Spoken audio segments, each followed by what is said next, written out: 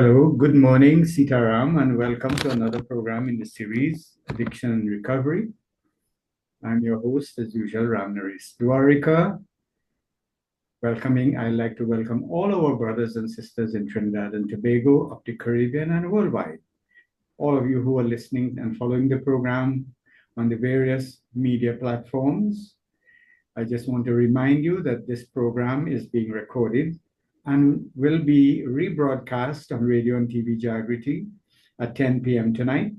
And it will also be posted on Facebook and YouTube in a few minutes after the conclusion of the program. So those of you who are unable to stay with it in its entirety, you can come back and review the program, and you can register your remarks or ask questions on YouTube or Facebook, and I'd be happy to respond to them.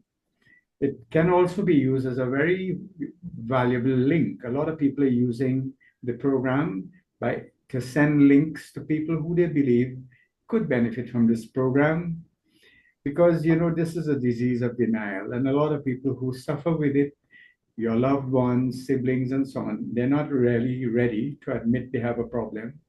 But if you send them the link, they may look at it in the privacy in their own time. And once the seed of recovery is planted in their mind, at some point in time, when they're in crisis, they will remember, there was a Mr. Dwarika speaking about this and saying that, look, there's places you can go and get help. Because the truth about it is that a lot of people who are addicted to substances or behaviors, they seem to think that only they are suffering like that. They're unaware that there are other people in the world who have similar symptoms, who have similar situations and conditions. But because of the stigma associated to alcoholism and drug addiction, a lot of people are not really ready to be forthcoming, with seeking help for that problem. So this is why it has been found to be very useful. If you can send a link to someone, they would probably present with being in disgust or even, remark negatively. But alcoholics and drug addicts are not foolish people. Secretly, they are all aware. Most of the time, they are aware the drinking and drug use is causing a problem in their life, but they want to fix it themselves. And I'm speaking there from my own personal experience as well. So today I thought I'm going to be tackling a topic, a subject area. I know it may take quite a few programs like this to really treat with it comprehensively. And that is the whole question of adolescent drug use. So I'm going to present an overview. And the reason I'm doing this is because in the next 2 weeks at another forum, I would be doing a presentation on my next program next week. I'll give some more details about that program on the very same topic. So I'm sharing some of my thoughts and research on this program with you all. Yes, so why most of the people who will eventually become addicted to drugs, they start in their early adolescence. I remember myself, being introduced to wine, cherry brandy at Christmas time by a relative. And they were not aware of, they were doing it out of fun and, with all the goodness in their heart. But taking that first drink of cherry brandy that contained alcohol, I never forgot the taste, because I believe, in my case, I was genetically predisposed to alcoholism because I have ancestors in my family who were alcoholics. And this is the reason for this program, because there's a lot of people in Trinidad and Tobago and worldwide who have ancestors, relatives in their family who are alcoholics and drug users. And this is something that you can inherit, the same way we inherit our looks, our complexion, our ethnicity from our ancestors. We can also inherit that propensity to drug use and drug addiction. So that it is very important that we are aware, especially if those of us who are in recovery or are in family groups where there's a high incidence of alcoholism and drug use. The research has established that most people in Trinidad and Tobago, I could speak for Trinidad and Tobago, and drug use is similar. It doesn't matter where in the world you are, but usually you find that the addiction to the harder drugs, marijuana and cocaine and so on, the average age is about around 16 to 17 years. Because these are drugs, you don't have to use it for a very long time to become dependent.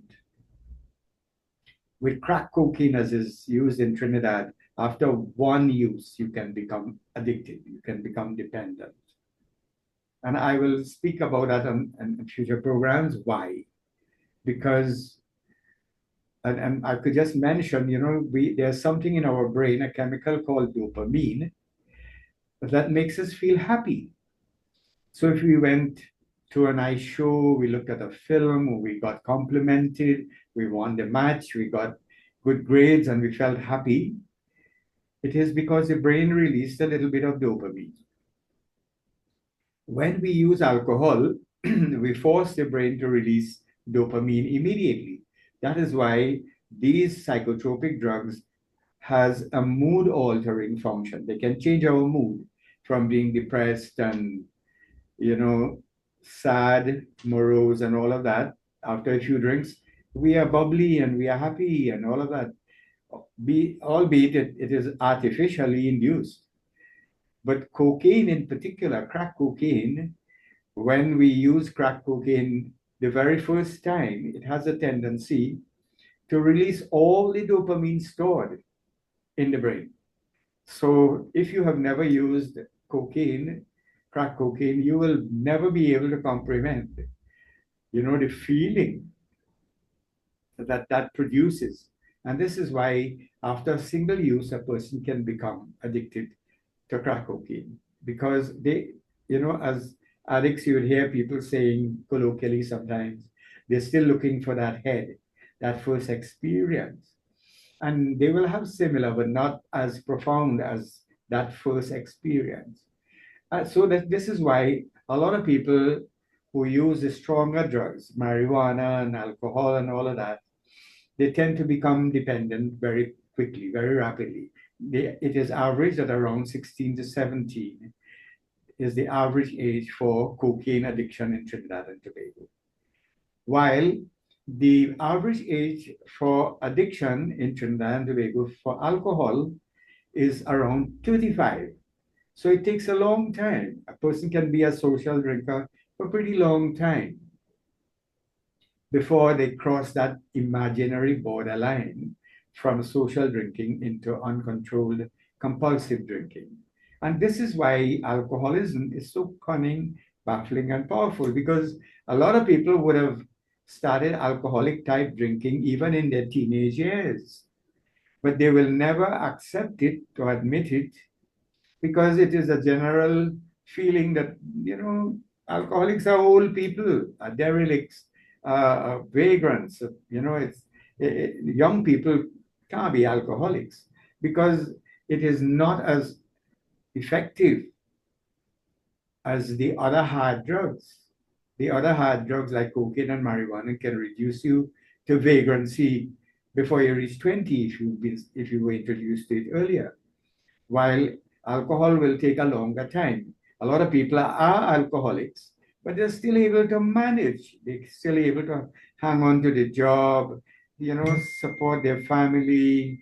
They are still able to manage to save a little money or, have a house, a car, and things like that. Because alcohol, the effect takes a longer time. So that on average, this is why a lot of people find it very difficult, especially while they're young, to admit that they have a problem with alcohol and that they should do something about it.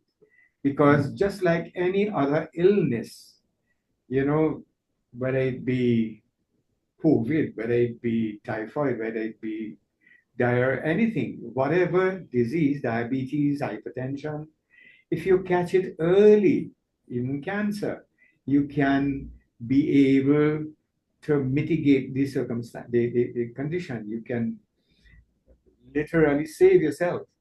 Very often, if you catch nip it in the bud, as we say, you might be able to avoid, the fatal nature of this disease in the long run. And so too with alcoholism. But because of the social nature, the etiology of alcoholism, not many people are likely to become willing to do anything about drinking and drug use, the alcohol use, until they're very old and they have suffered severe consequences. These days, it's only after a few arrests for drunken driving, people are coming begrudgingly to seek help. And a lot of time it is not that they want to stop. It is because they want to use going to the meetings or going for treatment as a mitigating circumstance to see if the judge will reprimand them and give them back their license and so on. But I must say that I have known quite a number of people who were referred for treatment because of the threat of losing their job or because of facing a matter in court. And eventually, when they came to AA, they realized, but wait, here, what they're saying in the fellowship and at the centers makes sense. And they eventually accept that they have a problem with alcohol or drug use, and they become willing to do something about it. Now, it is very difficult to pick up marijuana. You can't pick up marijuana with the breathalyzer. You can only pick up alcohol, unfortunately. So still a lot of people are smoking up themselves, getting high like a kite, flying down the highway, killing themselves and others. So that, and it is not always possible to